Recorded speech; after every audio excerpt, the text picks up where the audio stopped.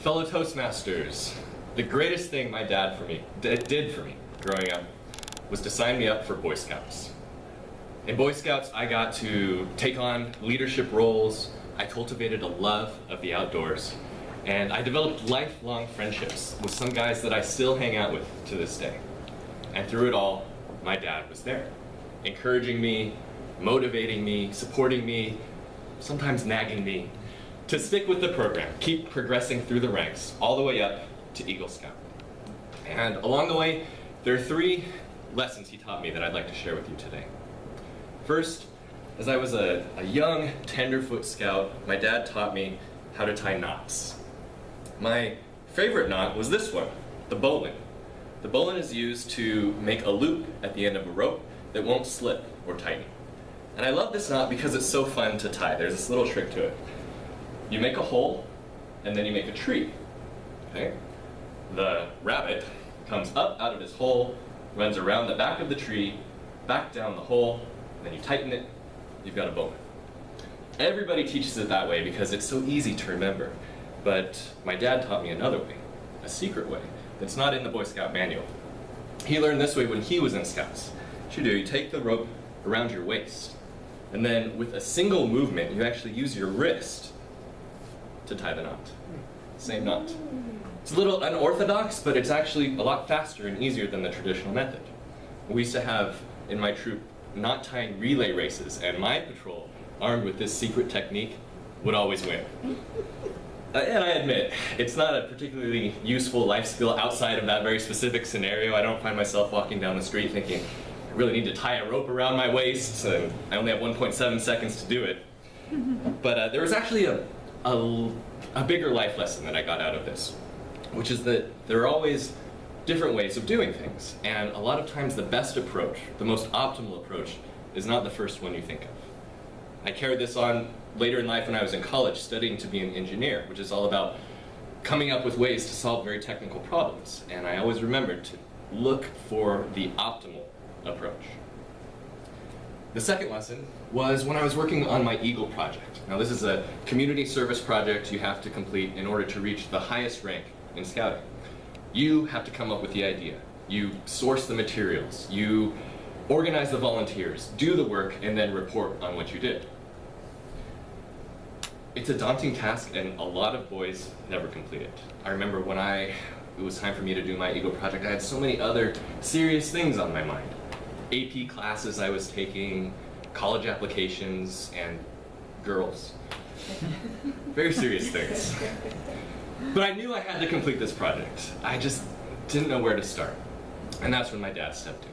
He said, Philip, how do you eat an elephant?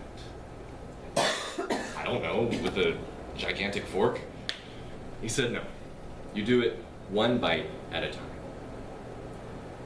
And his point was, when you're faced with an overwhelming task, you have to just break it down into individual pieces. Focus on that one piece, and eventually you'll get the whole thing done.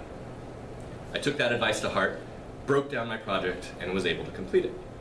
My project was to work with the Sacramento Historic City Cemetery, got a big group of people together, and we renovated an entire area of military veterans' plots that had fallen under disrepair. There were tree branches fallen down, it was completely overgrown.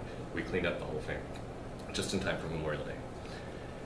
I actually use this technique now as well. I'm currently a project manager here, and recently completed a project where we had a 12-month Horizon multi-million-dollar budget. I had 70 people on the team, 14 cross-functional work streams, and we did it one bite at a time. The third lesson I learned was when I went to the Boy Scouts National Jamboree.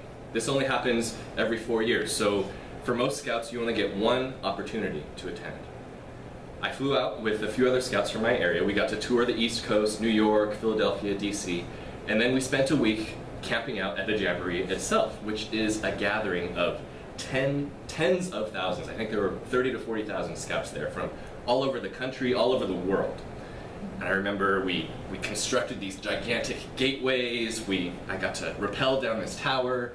We were doing archery, just meeting all these people from all over the world. And I got picked to represent my troop in the closing ceremonies on the last night and got to shake the hand of President Bill Clinton. It was an awesome experience. My dad attended as well. He actually never got to go when he was in Scouts, so this was a second chance that he wasn't going to pass up. The problem was, he didn't want to smother me with him being there. He knew this once-in-a-lifetime opportunity was a chance for me to grow and explore, so he signed up to go, but with a different troop. So we both still got to tour the East Coast, we both participated in the Jamboree, but we rarely saw each other. I think this was actually a sacrifice for him. I'm sure he would have loved to share this experience with me side by side, but as a mentor, as a father, he understood the importance of giving me space to grow.